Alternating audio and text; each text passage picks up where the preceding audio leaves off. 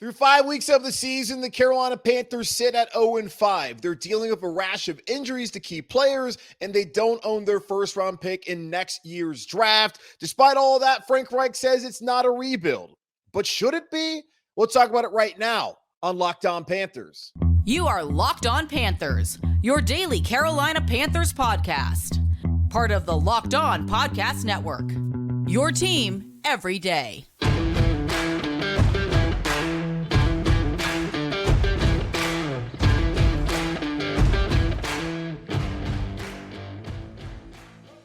Welcome into another edition of the Locked On Panthers podcast, a part of the Locked On Podcast Network. I'm your host, as always, Julian Council, talking Carolina Panthers with you every Monday, Tuesday, Wednesday, Thursday, and Friday. Your team every day. That's our motto here on the Locked On Podcast Network. Subscribe or follow the show for free on YouTube or wherever you listen to your favorite podcast.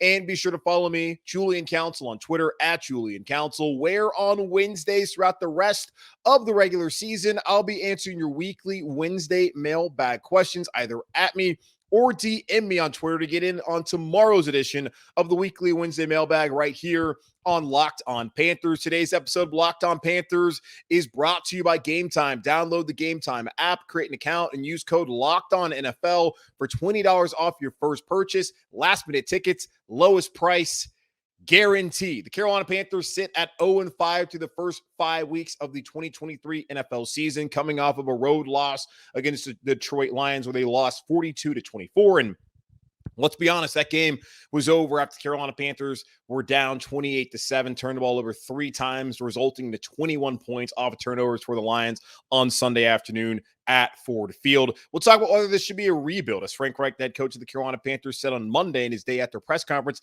that it's not, but we'll get to that here in just a moment. Let's first start off with the good, the bad, and the ugly from the Lions game, as we do every single week following the game. We talk about the good things, the bad things, and the ugly things. But let's go ahead and start off with the positive, because you have to try and find some positives from the Panthers' losses as it continues to stack up, and the mental welfare of the entire fan base is not in a great state. But I'm here to tell you that there were some good things that came out of Sunday's loss in Detroit. Starting off with the second half offense, I suppose. Let's ignore the first 2 drives, 5 plays, then you have to punt, 3 and out, where you gain negative yardage.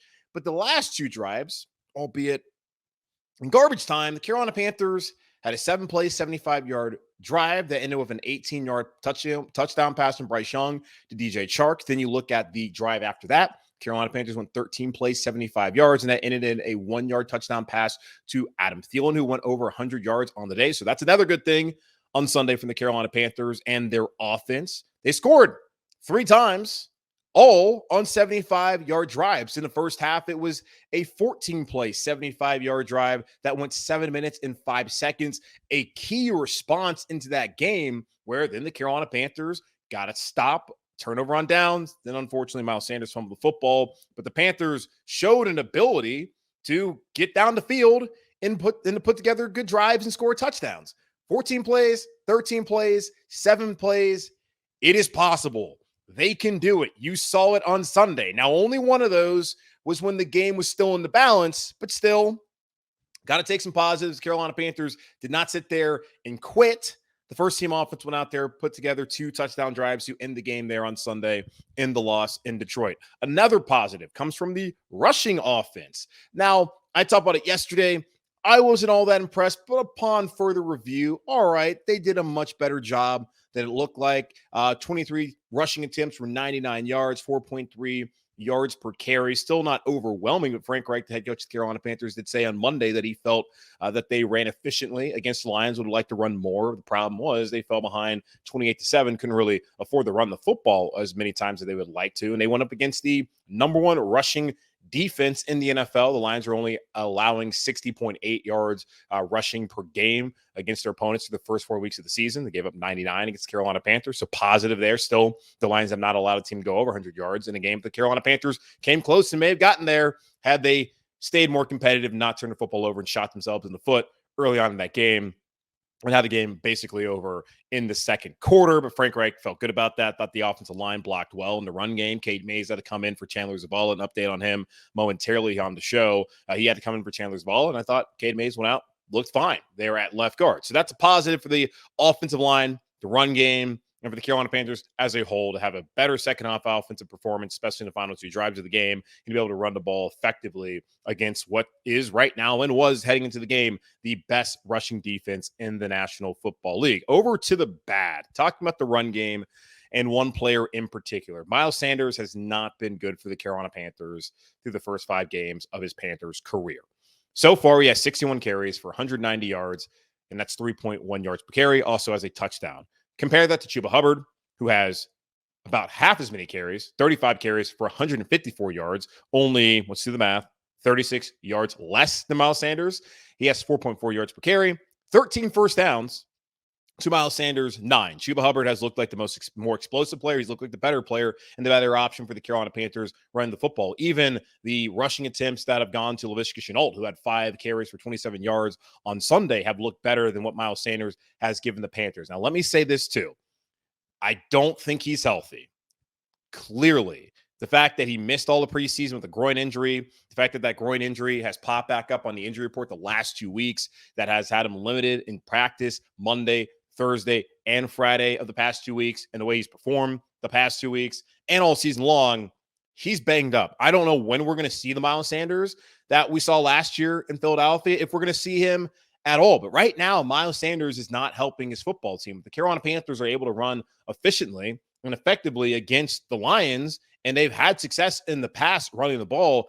It might be time to try and give Chuba Hubbard more attempts, to try and be more creative with Laviska Shenault. I don't know, maybe even give Raheem Blackshear an opportunity, someone we haven't even seen all year long, who I think dating back to OTAs, you thought would have had a bigger impact and presence on this offense. Not like a massive one, but you'd have at least thought he would be on the field at some point in time. That hasn't really been the case. I'm hoping that Miles Sanders can get healthy, can help the Panthers moving forward. But right now, the Panthers really need to think about how they're going to continue to utilize him, as they've not gotten nearly enough production out of him in the run game so far this season. It's not all on Sanders. The offensive line hasn't been great. I understand that. Defense was able to load the box. The passing game hasn't been threatening as far as going vertical. So why would you be worried about wide receivers that the Panthers are going to take any shots? I understand all that. Miles Sanders got to be better. He's probably banged up. But the Panthers need to understand that, hey, if he's not healthy, get someone else out there to help this rushing game and give Bryce Young some sort of balance offensively. The run defense, another thing that was bad on Sunday, and it's been bad all season long. The Lions rushed 27 times for 157 yards, 5.8 yards per carry. This defense that the Panthers run, this 3-4 scheme, the base, it's like a Vic Fangio scheme that Ejiro Vero's brought in, has a lot of light boxes. And the Carolina Panthers have not been good enough up front with Derek Brown, who has to play basically every snap, and it's not a criticism of him, but Deshaun Williams, of Shai Tuttle, losing Shaq Thompson obviously hurts the Carolina Panthers, but they have not been nearly good enough against the run this year. They have been downright awful against the run. They're one of the worst run defenses in the NFL. If it's scheme, they got to figure out a way for the Panthers to do better against the run. Like, if you don't have Shaq, I understand that, but they have to figure something out. As good as Ejiro Vero is, and as much as people appreciate what he's been able to do with the defense despite all the injuries, that's something that has to change. And I wonder, even if healthy, would they be better against the run?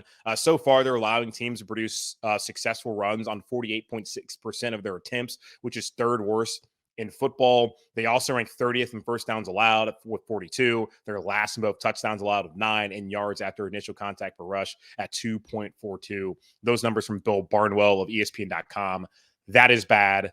So the Carolina Panthers run defense got to do better. They've allowed at least 130 yards against every single team that they played this season, including the Vikings, who are not a good running team. Now to the ugly turnovers. 3 turnovers, led to 21 points there in the first half and basically ended the game. You think back to week 1 against the Falcons, 3 turnovers, 17 points. You think back to a week prior against the Vikings and that turnover there in the third quarter, which completely changed the game and led to a Vikings victory. The Panthers took care of the football. they have a chance to be 2-3. Who knows? Maybe even 3-2. But so far, they have not taken care of the football. They have 8 turnovers that have led to 45 points for their opponents. They're 25th in the NFL currently in turnover differential at -4. That is bad. That must change because this team, as we've seen, is not good enough to overcome that amount of turnovers, and their defense is too banged up. And even when they were healthy week 1, have not been good in sudden change situations and have not been able to keep opponents' offenses out of the end zone following a turnover. That must change if the Carolina Panthers are going to, win a football game. Pre-snap penalties. We saw it in Seattle, saw it again on Sunday against Detroit. They had 6 of them. Frank Reich liked a lot of what he saw from the offense, but that's one thing he said is unacceptable. That has to change. I believe he said a couple weeks ago in Seattle that it was pathetic, yet it continues in Carolina. Don't understand how that could be the case. You did see one of them where the Panthers jumped off sides on a 4th and 1. Brian Burns and went to the sideline, slammed his helmet, was out for 2 plays. He's a guy who's sick of losing, and he's sick of seeing guys like Nick Thurman, who, why is he on the roster? And let's go back to the run defense for a second, guys. So the Carolina Panthers get rid of Marquand McCall, who currently not on a roster, failed a physical in New England. So I don't know what the deal is there. Is that part of why he's not here? I don't know. But the Panthers said he wasn't a fit. But he was someone who was starting and could have helped them. And you saw last year what he was able to do when he got an opportunity. They get rid of him. They have Derek Brown, they have Shai Tuttle, they have Deshaun Williams.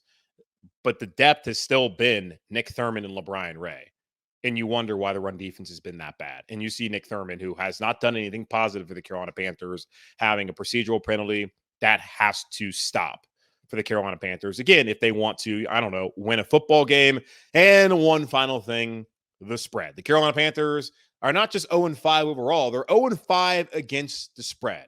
They've been underdogs in every single game, and they have yet to cover, and that is concerning. As they say, good teams win, great teams cover. Okay, bad teams lose. What does it mean if you also don't cover in those losses? Whatever the definition of that is right now the Carolina Panthers as they sit at 0-5 heading into their final game before the bye down to Miami, as they're going to face off against a very good Dolphins team on Sunday afternoon down in Miami Gardens, Florida. And thinking about that, the Panthers likely going to be 0-6 heading into the bye week. Frank Reich spoke to the media on Monday, as he tends to do after every single game played on a Sunday. And he said that this is not a rebuild. But he also said that David Tepper is not an owner who's going to sit idly by. So what does that mean? And should this be a rebuild for the Carolina Panthers? We'll talk about that here in just a moment on Locked On Panthers. You shouldn't have to worry when you're buying tickets to your next big event. Game Time is the fast and easy way to buy tickets for all the sports, music, comedy, and theater events near you. Of killer last-minute deals, all-in prices, views from your seat, and their best price guarantee. Game Time takes the guesswork out of buying tickets. Game Time is the only ticketing app that gives you complete peace of mind with your purchase. See the view from your seat before you buy so you know exactly what to expect when you arrive. All-in prices show your total up front so you know you're getting a great deal without hidden fees. Buy tickets in seconds with just 2 taps. Take the guesswork out of buying tickets of Game Time. Download the Game Time app, create an account, and use code LOCKEDONNFL for $20 off your first purchase. Terms apply. Again, create an account and redeem code LOCKEDONNFL. That's LOCKEDONNFL for $20 off. Download Game Time today. Last minute tickets, lowest price guaranteed. The past 2 Sundays following Carolina Panthers losses, I've talked about it on the reaction show and asked y'all this question. So when do the Carolina Panthers get their first win? It was not Sunday against Detroit. It's likely not going to be this Sunday against Miami. So they're going to head into the bye at 0-6. And when you head into the bye at 0-6, there are going to be a lot of questions asked. And there's also going to be things that need to change. So what will be those things that change on Frank Reich's coaching staff and within this organization? Frank Reich spoke to the media on Monday following the Carolina Panthers 42-24 loss in Detroit. And he let us know that he has weekly conversations with David Tepper. They used to be on Monday, but Mondays have been very busy, especially considering the Carolina Panthers are watching a lot of tape, trying to figure out how can they win a game. But now they've been regular meeting on Tuesday, and he was asked to give some details on what goes on in those meetings. He said that David Tepper, he wants to bring a winner to the Carolinas. We've heard that one before, has yet to happen, and that he wants to do it now. Okay, would love for that to be the case, Dave. He's super competitive, and he's not going to sit idly by. And Frank Reich said he wouldn't characterize those meetings as being fun. I would certainly hope they wouldn't be fun, considering that David Tepper spent $2.25 billion liquid for a horrible franchise, his fault, and that right now the coach that he has replaced, the first coach who was a complete disaster, appears to be in worse shape through the first 5 weeks of the season. Not great. So David Tepper's not going to sit idly by. Frank Reich was asked, what does that mean? Are you in a rebuild? What is going to happen? Yada, yada, yada. And Frank Reich said that we want to build a winner now. We want to build something that can be sustained. Remember, David Tepper said sustained success. That's what he's going to bring to us after he fired Ron Rivera. Yet to happen. We're going to try to build on good principles, build through the draft, re-sign your players. But then he gave the caveat that when you can't always re-sign guys. So right now, Brian Burns waiting for a new contract. They haven't done it. So are they not going to do it? Can they do it? Not quite sure. But when asked whether it's a rebuild, Frank Reich said, I'm not calling it a rebuild. I think we're always building. You want to see some of the fruit of your labor more than we're seeing it right now. And he's confident that they're doing it the right way with the right people. But again, it is not a rebuild. But should it be? The Panthers are 0-5. J.C. Horn is on IR with no sight of when he's going to come back. Shaq Thompson's done for the season. Haven't even seen Marquise Haynes all year long. Austin Corbett probably coming off. He's going to be able to come off PUP soon. Probably won't see him until after the bye. That would make a lot of sense. Brady Christensen out for the season. The wide receiver core has not been good. Bryce, in a way, looks overwhelmed. Maybe there's too much information being thrown at him. Too many cooks in the kitchen. According to Jonathan Jones, who used to cover the Panthers for the Charlotte Observer, and now is the lead NFL insider over at CBS Sports. He wrote about this on Sunday, saying that they're trying to, dumb things down. While Bryce Young is quick to process and pick things up, maybe they're just feeding a little bit too much into his head so far, and that's leading to some of the mistakes that we've seen Bryce Young make, like the 2 picks against Atlanta and to Jesse Bates on the exact same throw. Maybe the interception that we saw against Detroit on Sunday, although Frank Reich did have an excuse for why that one happened, or really a reason for why that may have happened. But Bryce Young has looked fine, but he hasn't looked as ready as we all were led to believe he would be by this organization. Now, why is that? How can that change? But I just wonder, would the Panthers be better served just to understand that, okay, we are not going to win anything this year. We need to start looking towards the future. Now, obviously, you want to keep trying to win games. You want to be able to build whatever culture you can under Frank Reich in the time being, but they know that this season is not going to end with them winning the Super Bowl or being in the playoffs or probably even having a winning record. What matters is the development of Bryce Young, which is why we heard from Ian Rappaport about 9 days ago, a report that came out saying that the Carolina Panthers are interested in trading for a wide receiver 1. Now, Jonathan Jones, he has since heard from other sources that's not the case. And I'm going to tend to believe JJ more than Rappaport, considering that JJ was on the beat here in Charlotte. So he probably would know a little bit more than Ian Rappaport. Not to say that Rappaport has bad sources. I'm just going to trust the guy that was on the beat and still has to have a ton of sources here in Charlotte. He wrote that despite reports last week the Panthers will be active in the trade market, sources tell CBS Sports the Panthers have little to no interest in trading legitimate draft capital away, which is the right approach.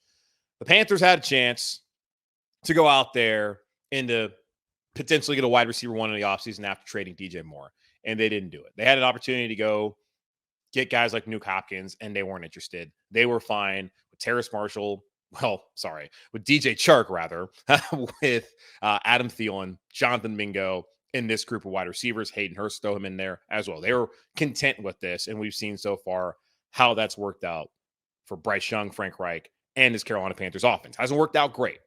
So it's smart that they're not willing to throw out those draft picks. And I had to go back last night and just kind of listen to what are the things I had said in the past when DJ Moore got traded away. I had to go back and listen to that podcast and just remember what my reaction to it, because I don't want to come up here and be telling y'all beat Bull when I didn't even say that in the first place. So I went back and listened to it, and I did remember I was someone who did not like the idea of moving up to number 1. I didn't mind the Panthers moving up to try and get a quarterback. I just didn't think any of these guys were worth the number 1 pick, and that's what I said then. That's what I'm going to say now.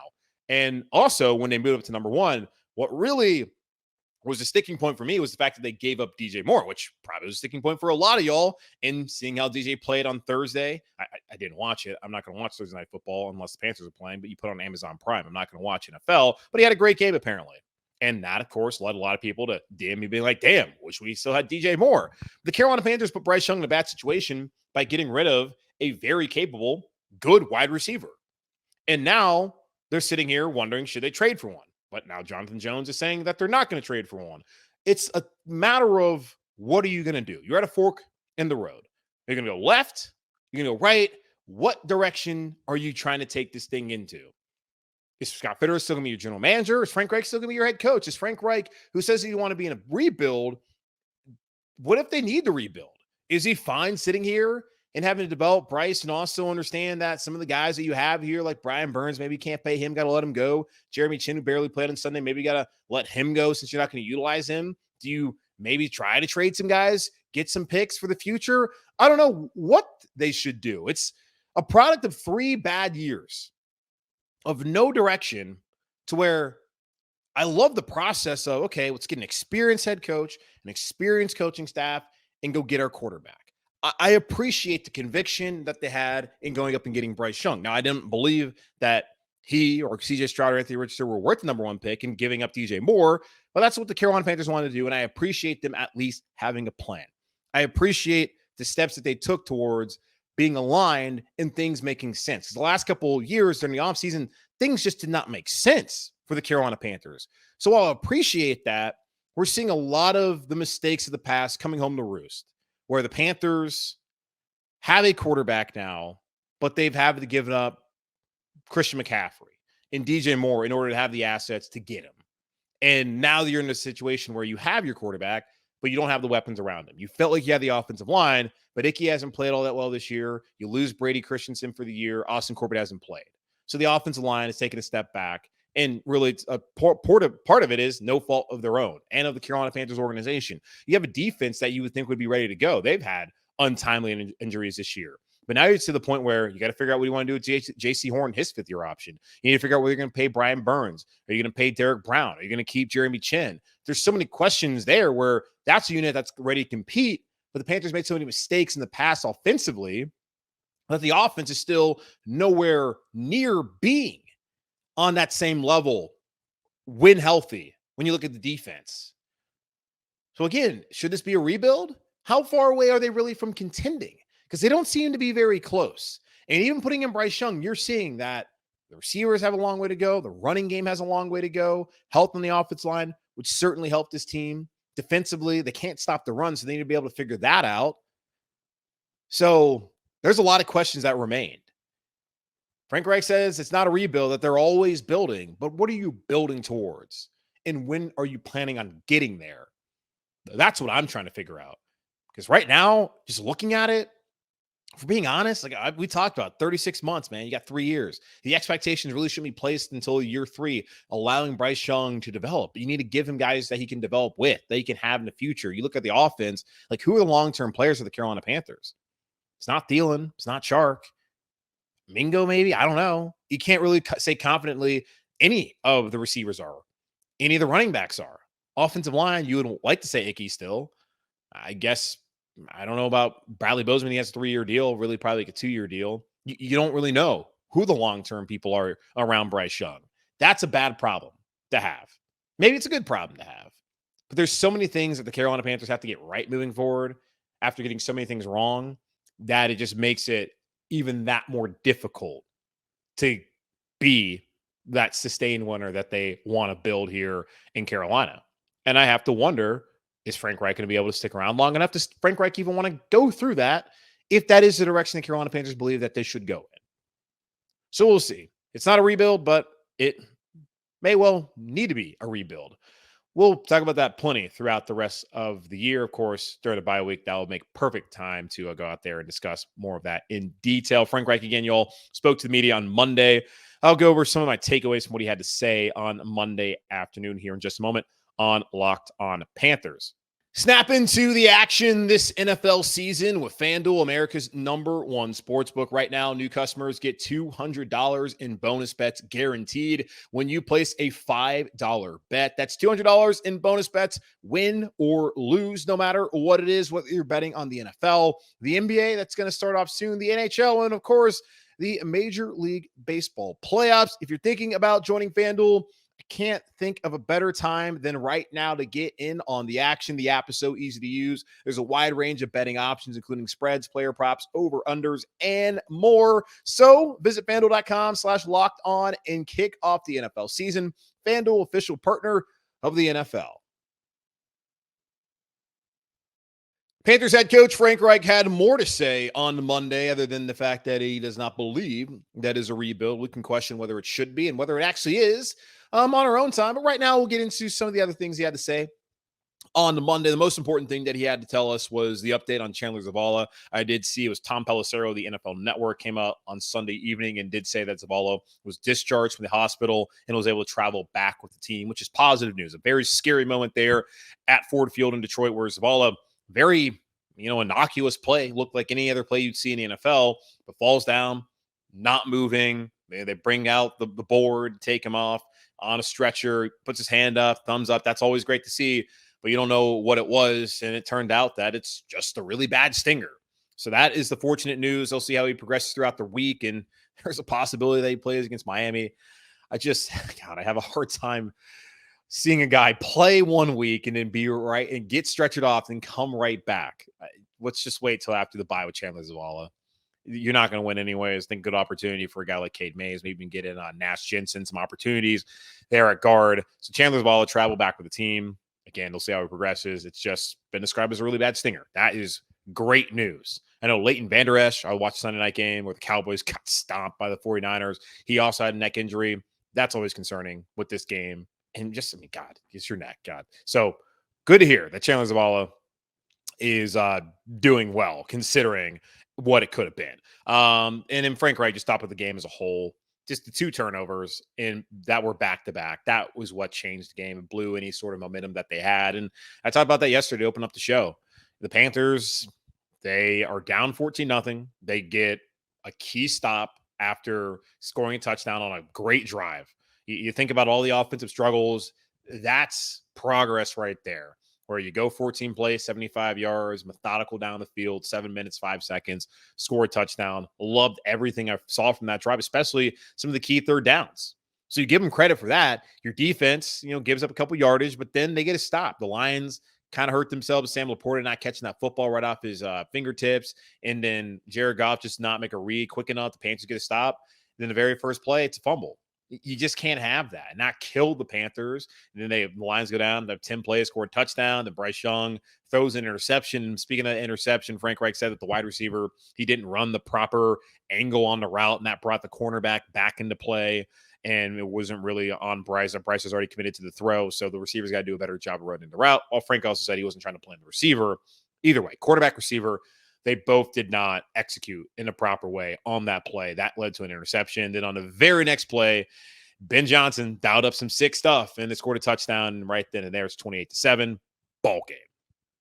Cannot have that. That changed the entire game right there. Much like last week with the turnover, that changed the game. Same case with the Carolina Panthers. Have momentum. They go down the field. It's tied 14-14. They showed the ability to go down the field on the Lions a couple times on Sunday afternoon. Didn't get to do it in that situation. They would have. Maybe they win the game. I doubt that they do, but it would have been competitive, where instead it was a laugher. Some other things. Terrace Marshall Jr. did not play. I honestly didn't even pay attention to that. Typically, I talk about some of the snap counts, but I'm not getting into snap counts that much today. But Terrace Marshall did not play, and he was asked about that by I think Alex Zeitlo of the Charlotte Observer. And Frank Reich flat out just said he should have played. That's my fault. That's poor communication by me, and that's one of those things where y'all talk about should he be the play caller. If you don't know who's out there on the field, man, and you're not thinking about who you got to incorporate, then why are you calling the plays? Think back to Adam Thielen going out of the game against the Vikings, and because he got a little injury, and Frank Reich didn't know that, so they'll call timeout in the first half.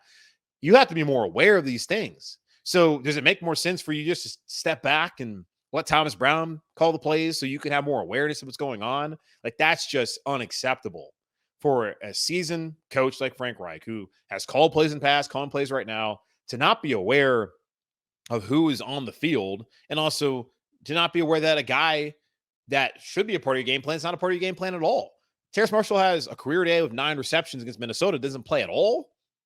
And they said it's a poor communication. That's on me. I did not do a good job of telling our coaches that that's what I would like to see. It devolved to what it was before Terrace had his injury, where it was just those top 3 and Mingo and Thielen and Chark, and that no Terrace Marshall. I don't know how that happens. That's the thing where you look at how unprepared this team looks. You look at some of the discipline issues with the procedural penalties, and in Terrace Marshall not playing. And it's not like I am super upset about Terrace Marshall not playing. I didn't even honestly realize he didn't even play until that was asked on Monday afternoon. But that's a thing that kind of makes you go, what are you doing, Frank? That does not make any sense at all. So we'll see. Offensively, though, he felt like they did some good things that they can build on. They got some junk plays. Bryce was seeing the field well, was accurate with the football. His decision-making was very good. Of course, aside from that interception, he did say the first one was a fluke play. I said it yesterday. I thought it was a great play by Aiden Hutchinson. But damn, man. Then, they felt like they moved the ball well when you take away the 3 turnovers, which is the case. But a lot of that was in garbage time. The last 2 drives of the game were both 75-yard drives, both touchdowns. That's a positive, but also understand that the Lions – they were like, okay, we already won this football game, whatever. Then Hayden Hurst, haven't seen much use out of him since week 1. And Joe Person just flat out said, is this kind of how it's going to be? Like, you're not going to use him. You're going to pay him that money and not use him at all. And Frank said that they like Hayden Hurst. They're hoping to give him the ball. Mentioned that Tommy Trimble, he had that touchdown, that they had a big pass play to Ian Thomas. So the tight end usage overall was, I guess, up for whatever reason. The tight end that you want to see utilized on a tight end screen, if they're ever going to run a tight end screen, which hopefully they never do it again, would be Hayden Hurst, and that was not the case. So, yeah, there's some of what Frank Reich had to say on Monday following the Carolina Panthers 42-24 loss there in Detroit against the Lions. That's going to wrap up this edition of the Locked On Panthers podcast, part of the Locked On Podcast Network, hosted by yours truly, Julian Council. Again, make sure to subscribe or follow the show for free on YouTube or wherever you listen to your favorite podcast. And be sure to follow me, Julian Council. It's important because tomorrow is Wednesday, which means I'll be answering your weekly Wednesday mailbag questions here on the show, either at me or DM me to get those questions into me now. And guys, I am getting inundated with a ton of questions. So if you want to be on the show, you got to ask a very good question. You ask me, stop asking me about Scott Fitterer, guys. Every week, someone asks me, should he be fired? Should he be on the hot seat? I get that question every week. Don't have to ask that question. Brian Burns, should he be traded? Don't have to ask that question either, because I get it every single week. So if you have anything new to ask me, please at me or DM me over on Twitter at Julian Council. But in the meantime, be safe, be happy, be whole as always. And you really need to do this now more than ever. Keep pounding. And I'll talk to y'all on Wednesday.